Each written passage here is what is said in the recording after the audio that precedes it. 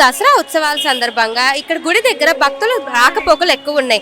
దీంతో చిన్నపిల్లలు తప్పిపోయే అవకాశం కూడా ఉంది.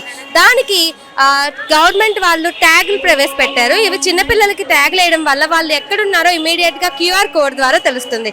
దీని గురించి మరింత సమాచారం ఇక్కడ ఉన్న అంగన్వాడీ వర్కర్ గజలక్ష్మి గారిని అడిగి తెలుసుకుందాం. నా పేరు గజలక్ష్మి అండి. నేను ఉమెన్ అండ్ చైల్డ్ వెల్ఫేర్ డిపార్ట్మెంట్లో అంగన్వాడీ వర్కర్గా పనిచేస్తున్నాను.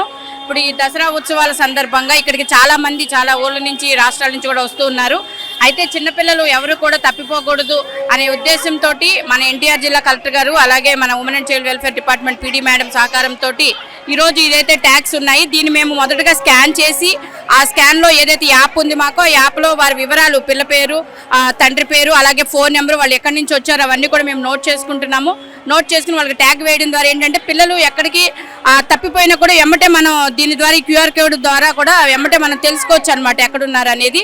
ఇది చాలా ఉపయోగకరంగా ఉంది పిల్లలకి ఇలా చేయడం అనేది కూడా. ఎందుకంటే ఎక్కడ కూడా ఇక్కడ ఇంత క్రౌడ్లో ఎక్కడైనా ఎవరైనా మిస్ అయినా కూడా తొందరగా వాళ్ళని కనుక్కుంటానికి కూడా ఇది బాగుందండి. Thank you.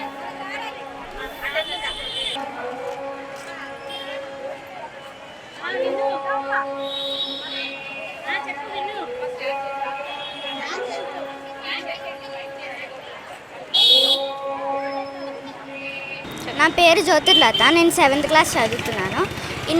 నేను మంగళగిరి ఆక్స్ఫర్డ్ స్కూల్లో చదువుతున్నాను. దర్శనం బాగా అయింది.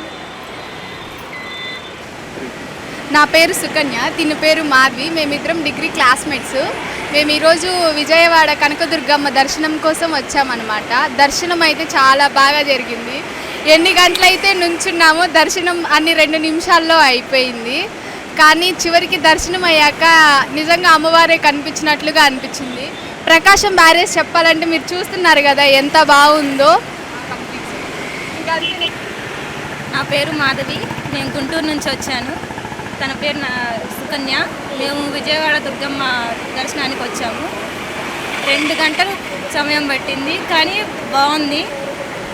అలానే ఏర్పాట్లు కూడా చాలా బాగున్నాయి. మేము ఇక్కడికి ప్రకాశం బ్యారేజ్ కూడా చూసాము, చాలా బాగుంది. నేను ఇదే ఫస్ట్ టైం రావటం. లాస్ట్ టైం వచ్చాను కాకపోతే ఇంత హడావుడి అనేది లేదు. ఇప్పుడు నవరాత్రులు కాబట్టి ఇంకా బాగా చేశారు.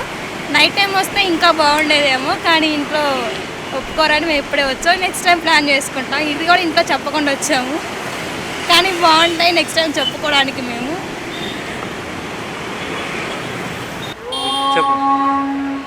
దర్శనం బాగానే అయింది. మంగళగిరి నుంచి వచ్చాను, దర్శనం బాగానే అయింది. బ్యారేజీ గడ్డ నడిచి రావాలంటే ఇబ్బంది అయింది. చూశారు కదా, శరన్నవరాత్రి వేడుకల్లో మొదటి రోజు ప్రతి శాఖకు సంబంధించిన అధికారులు అప్రమత్తంగానే ఉంటూ వచ్చిన భక్తులకు ఎలాంటి అసౌకర్యాన్ని జరగకుండా ఉండేందుకు ప్రయత్నం చేస్తూనే ఉన్నారు. అండ్ ఇంకా చూసుకున్నట్టయితే చిన్నపిల్లలకి కూడా తప్పిపోకుండా వాళ్ళ చేతికి ట్యాగ్ అయితే వేయడం జరుగుతుంది. ఆ క్యూఆర్ కోడ్ ద్వారా వాళ్ళు ఎక్కడున్నారో కూడా కనిపెట్టడం జరుగుతుంది. ఇంకా మన బిఎంసి వాళ్ళని చూసుకున్నట్టయితే నిరంతరం కృషి చేస్తూనే ఉన్నారు. ఎండ వాన అనేది లెక్క చేయకుండా ఆ పరిసర ప్రాంతాలన్నీ శుభ్రం చేస్తూనే ఉన్నారు. వాళ్ళకి వైకే ఛానల్ తరపున ధన్యవాదాలు తెలుపుకుంటున్నాను. కెమెరామ్యాన్ వంశీతో హారిక, వైకే న్యూస్, విజయవాడ.